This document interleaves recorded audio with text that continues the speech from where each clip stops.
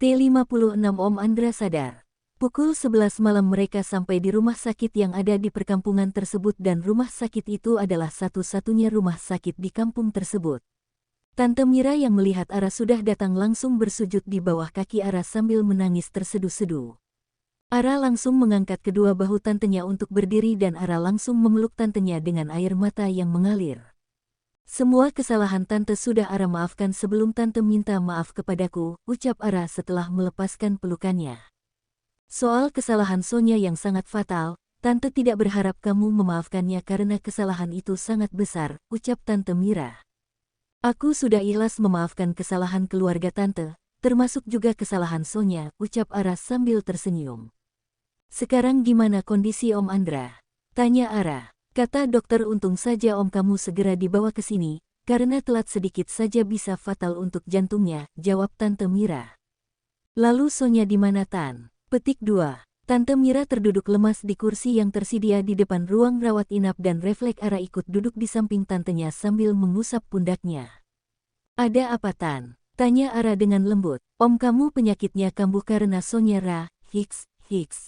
Memangnya Sonya ngelakuin apa Tante? Petik 2. Sonya merampas uang hasil panen dari ladang, padahal itu uang yang akan kita gunakan untuk membeli kebutuhan kita. Terus Sonya kemana? Petik 2. Sonya pergi entah kemana Tante tidak tahu Ra. Sudah, sekarang Tante tenang aja dulu, Ara menenangkan tantenya. Sonya sudah dewasa, pasti dia bisa menjaga dirinya dengan baik, lanjut Ara. Apa Om Andra boleh dimbesuk sekarang Tan? Tanya Ara. Besok pagi boleh dijenguknya Ra, karena sudah larut malam, jawab Tante Mira. Tante sampai lupa kalau kamu kesini bersama dengan Tuan Muda, ucap Tante Mira yang langsung berdiri dari duduknya. Tante Mira menyapa Dion dan juga yang lainnya, berulang kali Tante Mira meminta maaf serta berterima kasih kepada Dion yang mengizinkan Ara untuk datang ke sini menjenguk omnya. Sekali lagi saya minta maaf dan berterima kasih banyak kepada Tuan Muda, ucap Tante Mira. Tidak masalah, jawab ketus Dion. Ara mendekati Dion lalu mencubit lengan Dion, dan hal tersebut membuat Ray bersama Dina tertawa kecil. Sebaiknya kalian pulang ke rumah saja untuk istirahat, ucap Tante Mira. Ini kunci rumahnya Ra, kamu masih ingatkan jalannya. Tante Mira memberikan kunci rumah kepada Ara. Tante juga harus pulang ke rumah istirahat, ucap Ara. Tante di sini saja menjaga om kamu, ucap Tante Mira. Tapi Tan. Petik 2. Tante Mira hanya menganggukkan kepalanya sambil tersenyum dan memberi isyarat lewat tangannya, supaya Ara segera pergi ke rumah nenek kakeknya.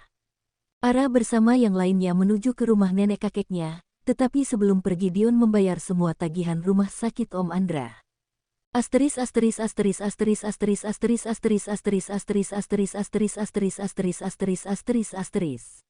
Di dalam rumah kakek nenek Ara banyak sekali kenangan yang ditinggalkan di sana. Ara sempat menangis saat melihat foto kedua orang tuanya yang ada di dalam rumah nenek kakeknya.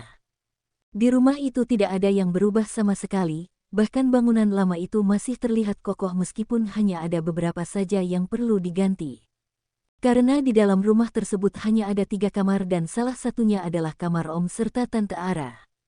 Jadi mereka memutuskan jika kedua bodyguard tidur di ruang tamu, Ara bersama Dina tidur di dalam kamar yang letaknya di samping kamar dan tantenya. Sedangkan Dion dan Ray juga tidur di dalam kamar yang letaknya berada di ujung sendiri. Dion yang tidak terbiasa berada di dalam ruangan tanpa AC dan tidak pernah tidur di kasur kapuk, membuatnya susah tidur. Beberapa kali Dion mengubah posisi tidurnya, tetapi tetap tidak bisa tidur dan sedangkan Ray sudah tidur lebih dulu sambil melipat kedua tangannya di depan dada. Bisa-bisanya dia tidur nyenyak seperti itu, ucap Dion sambil melirik Ray. Karena rasa kantuknya yang tak tertahankan, lambat laun Dion akhirnya bisa tertidur meskipun badannya terasa gatal dan gerah. Keesokan paginya pukul 6 pagi Ara bersama Dina sedang memasak di dapur. Sedangkan Dion dan Ray sudah kembali ke perusahaan sejak pukul 4 pagi tadi. Karena banyak pekerjaan yang harus Dion kerjakan, apalagi Dion lebih suka melakukannya sendiri dan suka langsung berada di lapangan.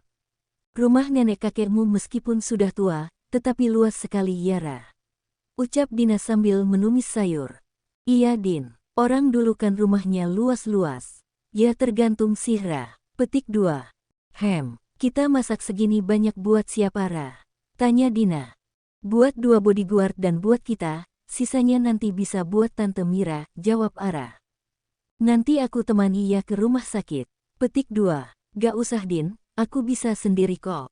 Jangan Ra, aku disuruh kesini buat temenin kamu, bukan buat jalan-jalan. Iya deh. Petik 2. Setelah itu mereka berdua segera menyelesaikan memasaknya dan setelah selesai mereka berdua menata makanan di atas meja makan. Ara memilih untuk membersihkan dirinya lebih dahulu ke kamar mandi, karena badannya sudah sangat lengket. Sedangkan Dina masih berada di dalam dapur untuk menyiapkan makanan di atas meja makan. Selesai menyiapkan makanan di atas meja makan, kini Dina membawa nampan yang berisi makanan dan minuman yang akan ia bawa ke ruang tamu. Sesampainya di ruang tamu, Dina meletakkan nampan tersebut di atas meja dan menyuruh kedua bodyguard untuk segera sarapan. Kalian sarapan aja dulu, nanti kalian berdua akan mengantarkan Nona muda ke rumah sakit, ucap Dina. Baik Nona, jawab salah satu bodyguard. Setelah itu Dina beranjak dari ruang tamu untuk menuju ke dalam kamar. Cepat amat kamu mandinya Ra, ucap Dina yang melihat Ara sedang menyisir rambutnya. Akhir-akhir ini aku lagi malas mandi lama-lama Din, jawab Ara. Bawaan debay tuh pasti. Petik 2. Iya Din. Kalau gitu aku mandi dulu ya Ra. Petik 2. Iya Din. Dina mengambil pakaian ganti dan juga perlengkapan untuk mandi, sedangkan Ara masih sibuk dengan rambutnya. Asteris asteris asteris asteris asteris asteris asteris asteris asteris asteris asteris asteris asteris asteris asteris asteris. Pukul 12 siang Dion ditemani oleh Ray makan siang di salah satu restoran. Di sela-sela makannya, Dion masih menyempatkan untuk bekerja di layar iPad-nya. Karena akhir-akhir ini pekerjaan Dion bertambah banyak dan kliennya juga sering mengajaknya bertemu untuk membahas kerjasama. Setelah makan siang, apa jadwalku Ray? Tanya Dion yang masih menatap layar iPad-nya. Setelah makan siang jadwal Anda ke lapangan yang ada di Jalan Tuan Muda, jawab Ray. Dion hanya menganggukkan kepalanya sambil terus fokus pada layar iPad-nya. Tak berapa lama mereka berdua selesai makan siang dan Dion beranjak lebih-lebih dulu dari dalam restoran menuju ke mobil. Sedangkan Ray membayar tagihan makanan mereka berdua menggunakan kartu milik perusahaan. Di dalam mobil tepatnya di bangku penumpang belakang, Dion menghubungi istrinya yang berada di rumah kakek neneknya. Dion, halo sayang. Ara, halo kak. Dion, kamu lagi apa? Ara, aku lagi di rumah sakit kak. Kak Dion sudah makan siang. Dion, sudah sayang. Kamu sendiri sudah makan siang. Ara, sudah juga kak. Sekarang kak Dion sedang apa? Dion, lagi di perjalanan menuju ke lapangan yang ada di jalan, sayang. Ara, kalau gitu kakak lanjut aja kerjanya. Aku tahu kok kalau kak Dion saat ini sedang sibuk dengan iPad-nya. Dion, maaf sayang. Soalnya banyak sekali ini pekerjaanku. Ara, gak apa-apa kok kak, kalau gitu kakak tutup aja teleponnya. Semangat ya kerjanya. Dion, iya sayang, nanti aku hubungi lagi.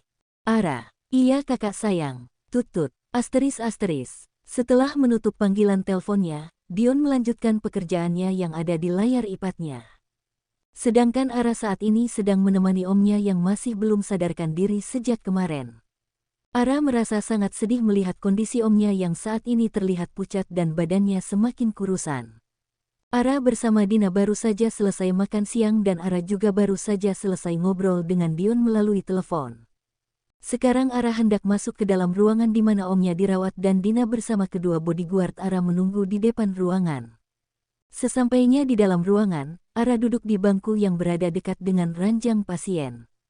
Ara menatap lekat wajah pucat milik omnya dan Ara meneteskan air matanya. Om, ini Ara di sini, Om Andra yang kuat ya, ucap Ara. Ara menundukkan kepalanya ke bawah sambil tangannya menggenggam tangan omnya yang lemah. Tak berapa lama Ara merasakan pergerakan tangan omnya dan Ara langsung menaikkan kepalanya melihat tangan omnya yang bergerak. Om, Hiks, Om, ucap Ara sambil tersenyum dan juga menangis. Om Andra membuka kedua matanya dengan perlahan dan tangannya bergerak lemah. Ara panggilkan dokter dulu Om. Petik 2. Ara bergegas keluar ruangan untuk memanggil dokter dan dengan sigap kedua bodyguard Ara berlari untuk memanggilkan dokter. Setelah itu Ara masuk kembali ke dalam ruangan bersama Dina dan sesampainya di dalam Ara mencoba menenangkan omnya yang sedang berusaha mengeluarkan suaranya. Tak berapa lama dokter bersama seorang perawat masuk ke dalam ruangan untuk memeriksa Om Andra, dan yang lainnya disuruh menunggu di luar ruangan. Ara dituntun berjalan keluar dari ruangan oleh Dina dan sesampainya di depan ruangan Ara tak mau duduk, Ara berdiri menunggu hasil dari pemeriksaan dokter. Ceklek, dokter keluar dari ruangan bersama seorang perawat. "Siapa yang bernama Ara di sini?" tanya dokter tersebut. "Saya yang bernama Ara, Dok." "Ada apa?" ucap Ara. "Anda silahkan masuk ke dalam, pasien memanggil-manggil nama Anda," ucap dokter itu. "Baik Dok, aku masuk ke dalam dulu Din," ucap Ara pada Dina. "Iya Ra," ucap Dina. Ara segera masuk ke dalam ruangan omnya, sedangkan dokter bersama seorang perawat pamit untuk memeriksa pasien yang lainnya.